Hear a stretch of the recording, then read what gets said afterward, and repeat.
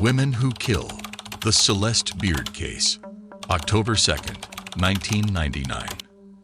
Twin sisters Kristina and Jennifer were in a state of shock after their stepfather was found bleeding out upstairs. Their mother, Celeste, suspiciously whispers to them not to tell the police anything about her close friend Tracey Tarlton. If the police ask you who might have done this, don't mention Tracey's name.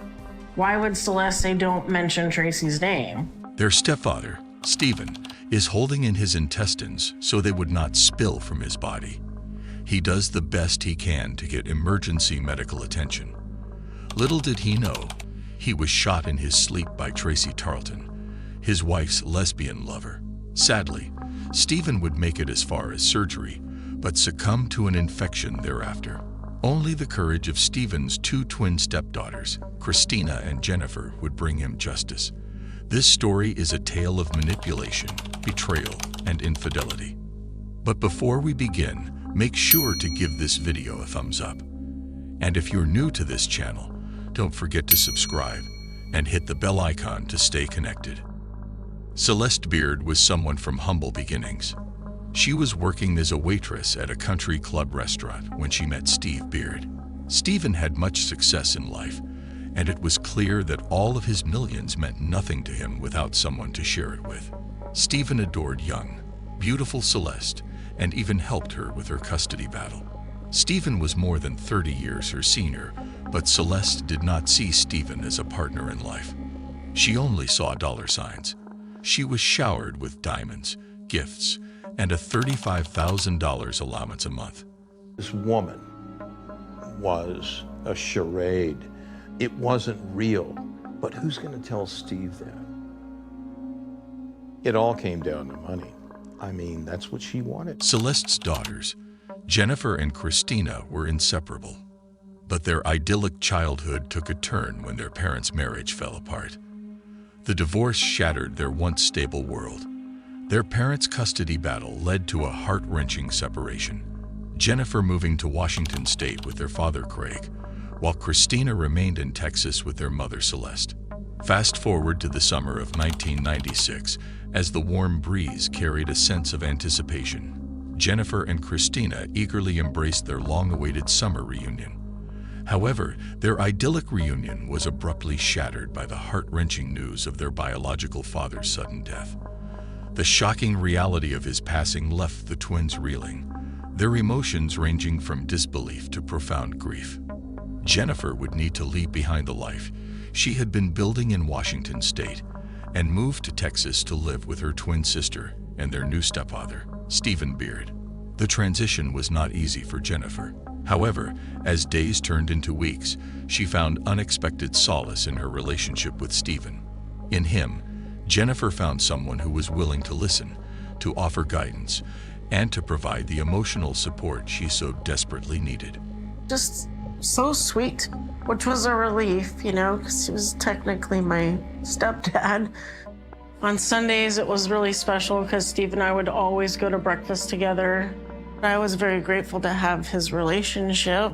The shooting, October 2nd, 1999. Stephen manages to call 911 on his own after he'd been shot in the abdomen.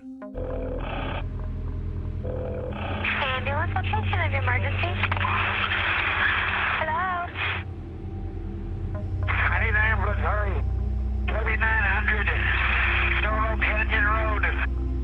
My guts just came out of my stomach. They blew out. Yeah, they blew out of my stomach. Celeste bursts into Kristina's room, waking her up in a panic. The only thing out of Celeste's mouth was that someone was at the door. Shocked, Kristina opens the door for the police and lets them in. Paramedics are already upstairs working on Stephen. However, through all of the chaos, the twins still do not know what had happened. One thing for sure is that their mother was behaving strangely. Officers at the scene observed what looked like a robbery. Their furniture was overturned, broken glass everywhere, open drawers, and a shotgun shell was found in Stephen Beard's room.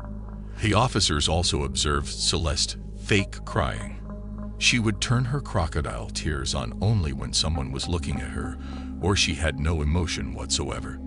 Their mother, Celeste, added an air of mystery to the unfolding drama with her cryptic caution to avoid mentioning the name Tracey Tarlton. This warning acted as a spark, igniting the flames of suspicion in the twins' minds. Why was their mother being so secretive about Tracey? Tracey Tarlton was their mother's friend. What connection did she have to the events that had transpired?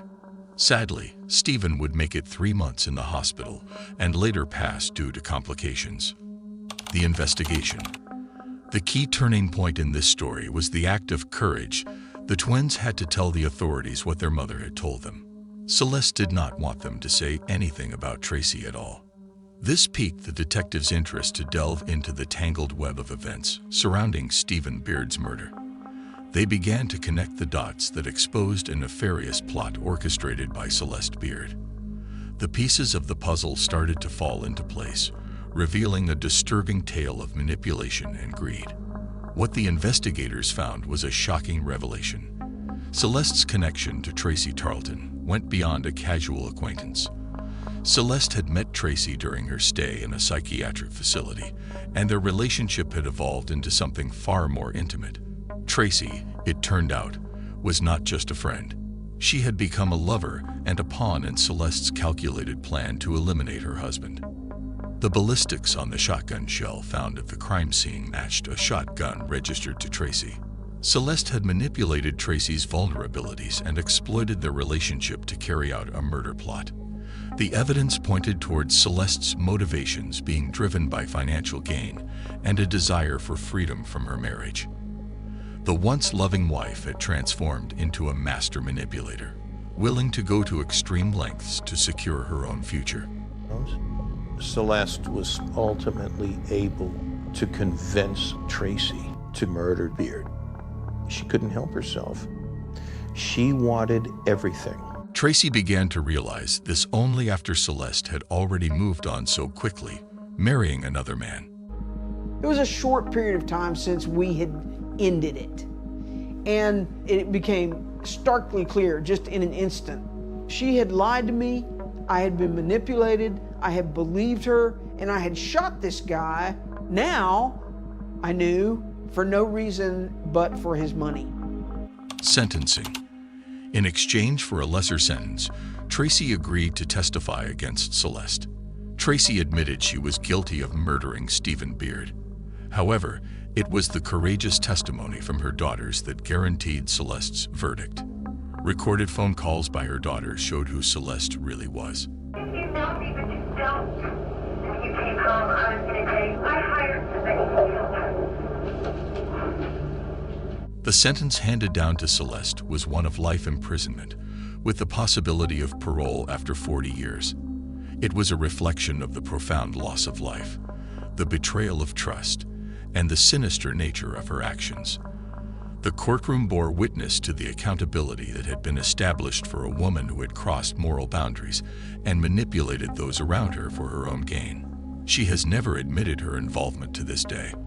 On the other hand, Tracey Tarlton's sentence was approached with an acknowledgement of the manipulation she had been subjected to by Celeste.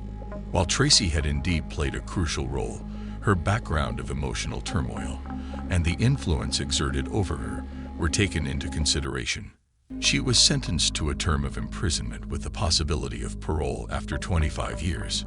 She has already served 10 years in prison and is now out on parole. Jennifer and Kristina, along with their extended family, had sought answers and justice for the tragedy that had torn their lives apart. The legal system had provided closure, but the emotional scars would remain. He let you into his home, loved you, honored, obeyed you, and you've murdered him. You are guilty. The conclusion of the trial and the subsequent sentencing marked the end of a tumultuous chapter for all involved. Celeste was guilty of capital murder, and her $2 million attorney could not buy her way out of it. She will spend her life behind bars until she is 80 years old. Our hearts go out to this family, and especially the Beard twins.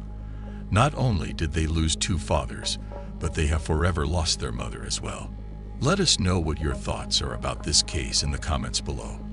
As always, like and subscribe for more engaging content like this. Thank you for watching.